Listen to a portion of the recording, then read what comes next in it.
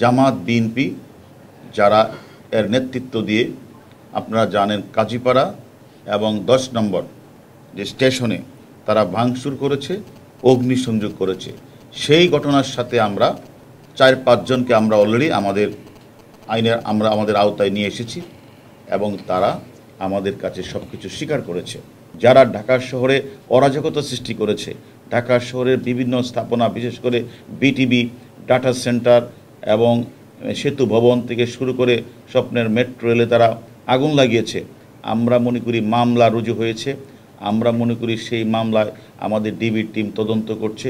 তদন্তের মাধ্যমে যারা যারা এই ঘটনাটা ঘটেছে প্রত্যেকেই তারা কে কি করে সেটা আমাদের কাছে জানার বিষয় না। জামাত শিবির এবং বিএনপির সন্ত্রাসীরা কোঠাবিরোধী আন্দোলনকে ঘিরে কোমলমতি ছাত্রদেরকে ব্যবহার করে তারা ঢাকা শহরের বিভিন্ন এলাকাগুলিতে তারা যেভাবে রাষ্ট্রীয় স্থাপনাগুলিতে, সরকারি বেসরকারি স্থাপনাগুলিতে আগুন লাগিয়েছে, বিশেষ করে আমাদের স্বপ্নের মেট্রো রেলে যারা আগুন লাগিয়েছে, সেতু ভবনে যারা আগুন লাগিয়েছে, আমরা আপনাদেরকে বলেছিলাম আমাদের পুলিশ সদস্যদের গায়ে যারা হামলা করেছে, হত্যা করেছে জ্বলিয়ে, আমরা তাদেরকে তারা যেখানে থাকুক তাদেরকে একে একে আমরা ধরে আমরা হাজির করব এবং আপনাদেরকে জানাবো। আমরা এর আগে আপনাদের জানিয়েছি আমাদের যাত্রাবাড়ি এলাকায় আমাদের পুলিশ সদস্যকে জ্বলিয়ে যারা হত্যা করেছে তার অনেককে আমরা গ্রেপ্তার করেছি, অনেকের নাম পেয়েছি সেটা আপনারা জানেন। এবং যাত্রাবাড়িতে আরেকজন বড় ব্যবসায়ীকে তারা জ্বলিয়ে টেনে হেসড়ে 1.5 কিলোমিটার নিয়ে যেয়ে তার কাছ থেকে অস্ত্র, মোবাইল চিনি নিয়ে তাকে তারা এখনও তার লাশটি তাকে পাওয়া যায় নাই। আমার কাছে মনে হচ্ছে সে নেই। তারপর আমরা খুঁজছি তাকে যারা মারপিট করেছে এবং পুলিশ ভেবে তাকে 1.5 কিলোমিটার টেনে নিয়ে গেছে। আমরা সেই ঘটনাও কিন্তু আমরা 5 জনকে গ্রেপ্তার করে পিস্তলটা রিভলভারটা আমরা কিন্তু উদ্ধার করেছি। এর আগে সেতু ভবনে যারা হামলা করেছে, আগুন লাগিয়েছিল, আমরা কিন্তু সিসিটিভি ফুটেজ বিশ্লেষণ করে আমরা সেই ঘটনার সাথে যারা আগুন লাগিয়েছিল, যারা মালামাল লুট করেছিল, সে সকল সন্ত্রাসী চক্রকে আমরা আইনের আওতায় এনেছি, আপনাদের বলেছি। সর্বশেষ আজকে আমরা যে বিষয়টি নিয়ে কথা বলছি সেটা হচ্ছে আপনারা জানেন যে আমাদের গর্বের এবং আমাদের স্বপ্নের যে মেট্রো রেল উত্তরা দিয়াবাড়ি থেকে মতিঝিলে চলাচল করে সেটা আজকে বন্ধ। কেন বন্ধ আপনারা জানেন।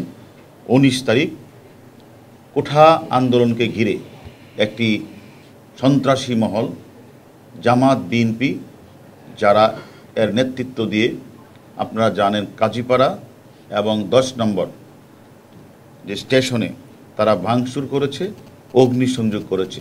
সেই ঘটনার সাথে আমরা 4-5 জনকে আমরা অলরেডি আমাদের আওতায় নিয়ে এসেছি এবং তারা আমাদের কাছে সব কিছু স্বীকার করেছে।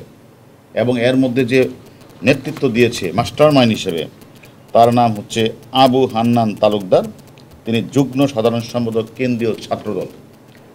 তাকে আমরা গ্রেপ্তার করার পরে তিনি নিজেই বলেছেন মিরপুরে 10 নম্বরে ছিল এবং তার যে 2 নেতা এবং তার যে ঊর্ধ্বতন যে নেতৃবৃন্দ রয়েছে সুলতান সালাউদ্দিন টুকু, সাইফুল ইসলাম নীরব এবং এদের প্রেরণায় সহযোগিতায় এদের কাছ থেকে তারা এগুলি নিয়ে তারা এই জায়গাগুলিতে তারা আগুন লাগিয়েছে। এবং তারা আরও 2 জন নেতার নাম বলেছেন, তারা তাদেরকে প্যাট্রোনাইজ করেছে। এর মধ্যে একজনকে আর আগে আমরা ধরেছি, নাহিদুজ্জামান শ্রাবণকে আমরা আগেই গ্রেপ্তার করেছি। আর তার যে সাধারণ সম্পাদক গণেশ রায় সাহস, তারা মিলে তারা মূলত 4-5 জনকে দায়িত্ব দিয়েছিল যে এখানে থেকে তারা যেন ওই অন্যান্যদের সাথে নিয়ে তারা নেতৃত্ব যারা তাদের এই জায়গাগুলিতে যেন আগুন লাগিয়ে যারা যেন ধ্বংস করে ফেলা হয়, যাতে মানুষ যেন তাদের স্বপ্নের যে মেট্রো রেল চড়তে না পারে, বন্ধ হয়ে যায়। সেই ঘটনা থেকে তারা এই কাজটি করেছে। তারা অলরেডি আমাদের কাছে যে গ্রেপ্তার, তার নাম একজন আছে আমনান তালুকদার, যুগ্ম সাধারণ সম্পাদক কেন্দ্রীয় ছাত্রদল, ইমাম আল নাসের সাধারণ সম্পাদক সুবিধাল হল ছাত্রদল, বজলুর রহমান বিজয় সিনিয়র যুগ্ম সাধারণ সম্পাদক বিজয় 71 ঢাকা বিশ্ববিদ্যালয়, আর ফেরদৌস রুবেল। আমরা জানতাম না যে জাতীয় বিশ্ববিদ্যালয়ে যে ছাত্রদলের কমিটি আছে সেই কমিটির সে হলো সহসভাপতি। এরা মিলে এবং তাদের সাথে তাদের যে সহযোগীরা মিলে তারা 10 নম্বর এলাকায় নৈরাজ্য সৃষ্টিকারীর মধ্যে সমন্বয়ের কাজ করে এবং মেট্রো রেলে ভাঙচুর চালায়, অগ্নিসংযোগ করে এবং তারা নিরাপত্তে থাকা দায়িত্ব আমাদের পুলিশ সদস্য তারা হামলা করে।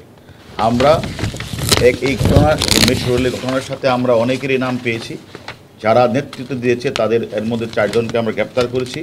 বাকিদেরও কিন্তু আমাদের নাম্বার আমাদের কাছে আছে, তারা কোথায় আছে সেই লক্ষ্যে আমাদের ডিবির টিম তারা কাজ করছে। আমরা মনে করি, আমরা আগেও বলেছি, যারা রাষ্ট্রীয় সম্পদ নষ্ট করে, যারা আমাদের বিভিন্ন ধরনের রাষ্ট্রীয় স্থাপনা আগুন জ্বালিয়েছে, আমাদের পুলিশ সদস্যদেরকে হত্যা করে ঝুলিয়ে রেখেছে, এছাড়া অনেক সাধারণ পাবলিক যারা আসতেছিল তাদেরকে পুলিশ ভেবে নিয়ে টেনে হিঁচড়ে হত্যা করেছে।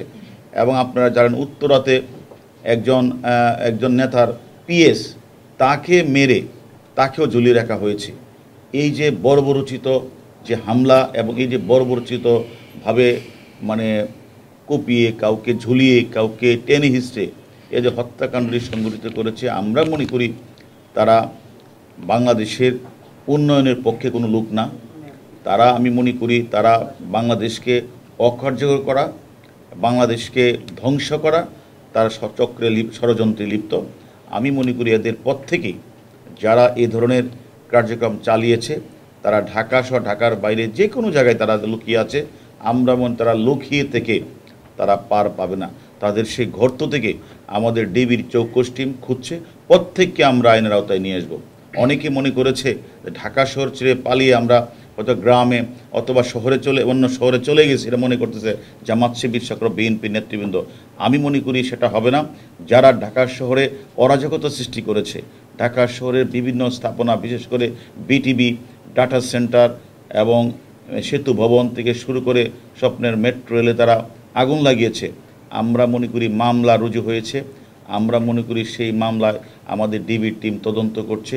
তদন্তের মাধ্যমে যারা এই ঘটনাটা ঘটেছে প্রত্যেকেই তারা কে কি করে সেটা আমাদের কাছে জানার বিষয় না, তাদেরকে আমরা অবশ্যই আইনের আওতায় নিয়ে আসব এবং আমি মনে করি এনে আপনাদেরকে আমরা পরবর্তী পর্যায়ে আবার জানাবো।